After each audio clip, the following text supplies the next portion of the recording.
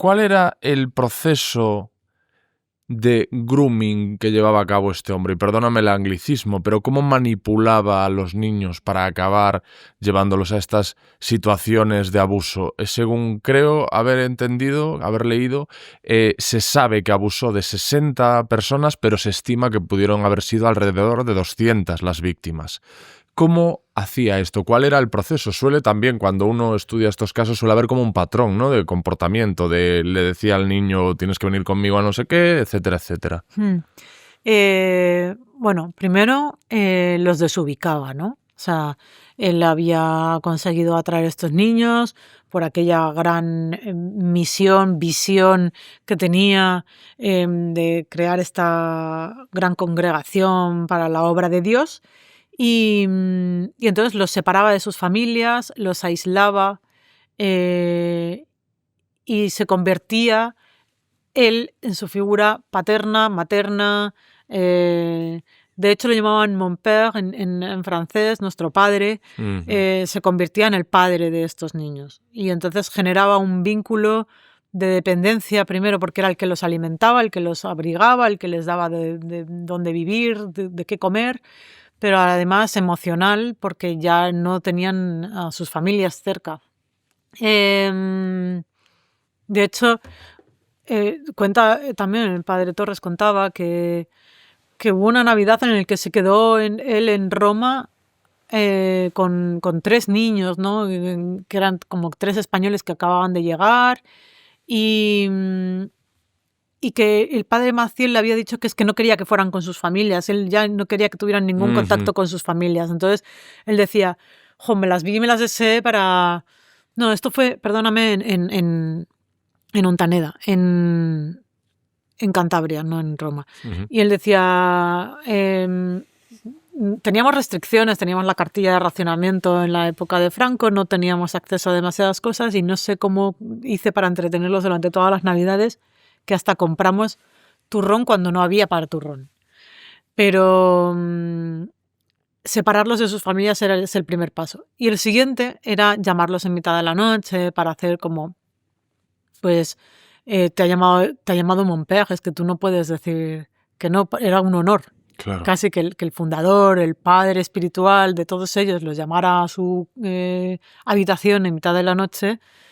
Y él contaba, porque de hecho él empezó a grabar una serie, Marcial Maciel, para limpiar su nombre. Algunas de las imágenes que se ven en esta serie de El Lobo de Dios proceden de estas grabaciones que guardaban los legionarios de Cristo.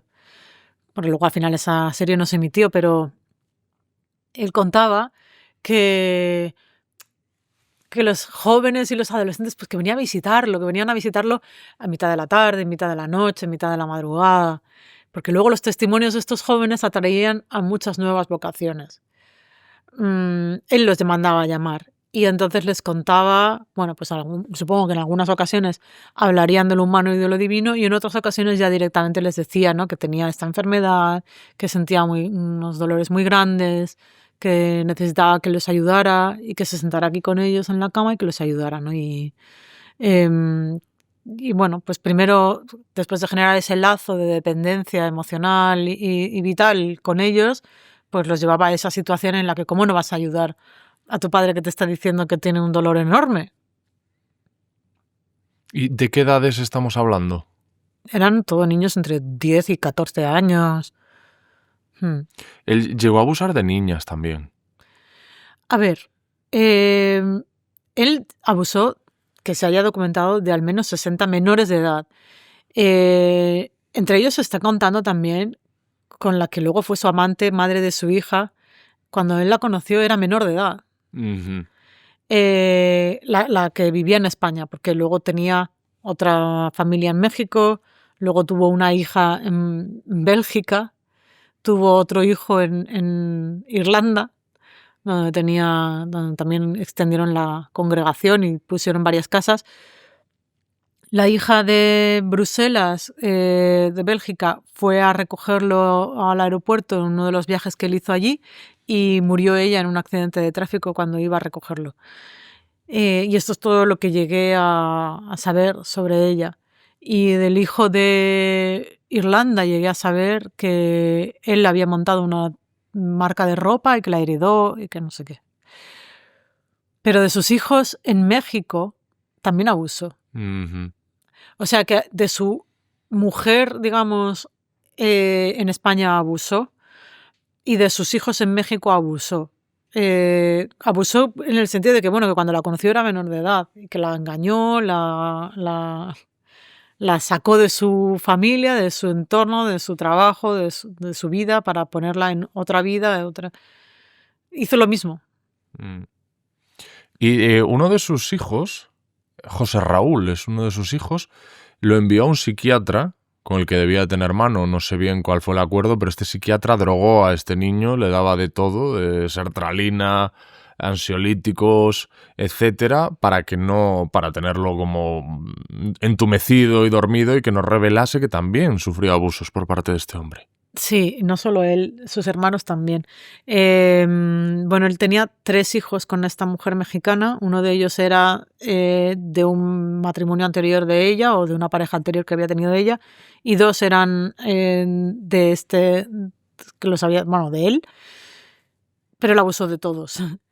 El testimonio de ellos en el programa de Carmen de Aristegui es horroroso.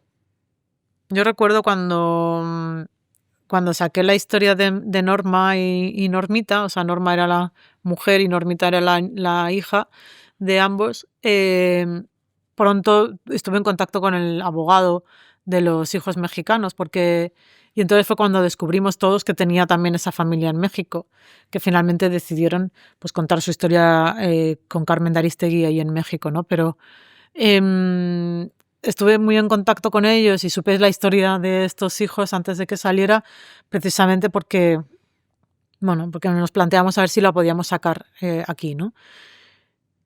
Y el contacto fue a raíz de un fideicomiso en las Bahamas, porque él abrió un fideicomiso para todos sus hijos, que tenía que abrir la mayor de los hijos, que era Norma, la que vivía en España, una vez que él muriera. Entonces, como todas estas revelaciones salieron una vez que justo él había muerto y yo saqué la historia de Norma, luego los hijos se hicieron con el abogado y entonces ahí empezó el contacto.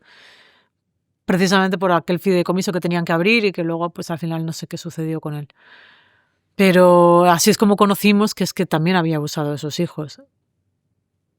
Sí, la historia que cuentan ellos en el programa de Carmen, que nosotros transcribimos, se puede encontrar en internet, es espeluznante.